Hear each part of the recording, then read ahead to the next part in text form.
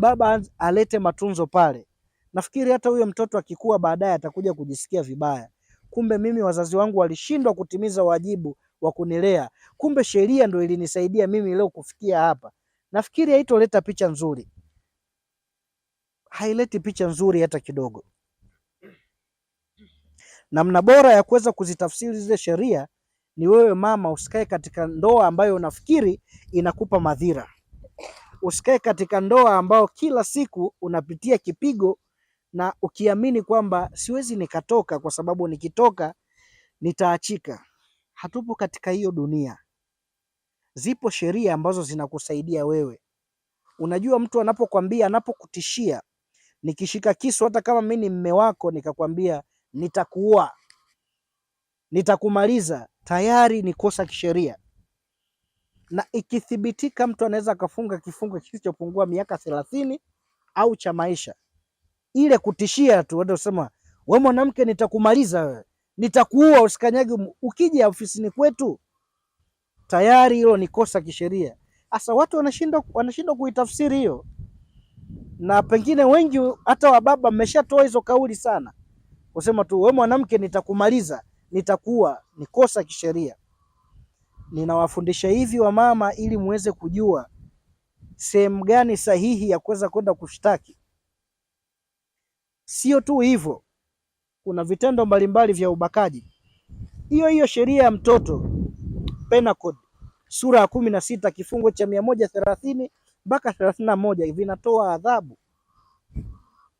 vinatoa adhabu kwa yule mshukiwa wa ubakaji, kwa yule ambaye amekamatwa na ubakaji. Au leo hii mimi ukanikuta tu na mtoto chini ya miaka 18, wamesikia tu natembea naye au wamenikuta naye yupo kwangu, hata kama sijafanya naye chochote, tayari ninaweza kuhukumiwa kifungo kisichopungua miaka 30 au cha maisha. Asa tujiulize nyie ndugu zetu, ni wangapi mmesikia mtoto anatembea na mjomba wake au anatembea na kijana ambaye mnamjua hapa?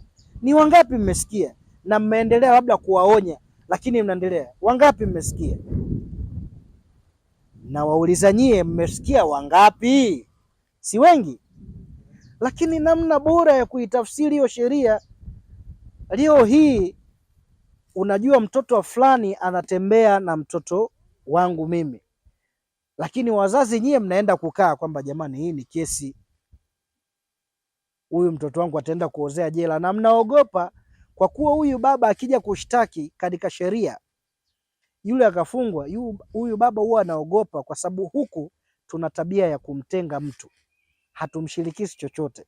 Hasa hatuwezi kwenda katika muktadha huo, maana tukienda katika muktadha huo inamaanisha tunalipoteza hili taifa, inamaanisha tunaulea huu ukatili wa kijinsia, hatumlindi ule mtoto, ila tunalindana si wenyewe, kwa kuwa tu mtu akija kushtaki jamii inamtenga, kwa hiyo hatumlindi yule mtoto. Na kwa matokeo hayo tumekuwa tuna mimba nyingi sana za utotoni. Mheshimiwa Diwani, nimekuja kulieleza hili kwa sababu nilikuwa nawasiliana na mratibu wa mama na mtoto. Ameniambia kwamba tuna tatizo kubwa sana la mimba za utotoni, kitu ambacho mimi kinaniumiza. Mimba hizi za utotoni ambazo tunazizungumzia, inamaanisha mtoto ameshika mimba chini ya miaka 18, kwa sababu hiyo sheria ya mtoto ya mwaka 2009 inamtambua mtoto ni mtu yoyote yule ambaye yuko chini ya miaka 18. Kwa tunapozungumzia hizi mimba za utotoni, ni yule mtoto ambaye ameshika mimba chini ya miaka 18. Na hapa ndugu zangu, mimi naomba nikiri jambo moja, na ndio maana kama wananchi leo tumekuja kuelimishana.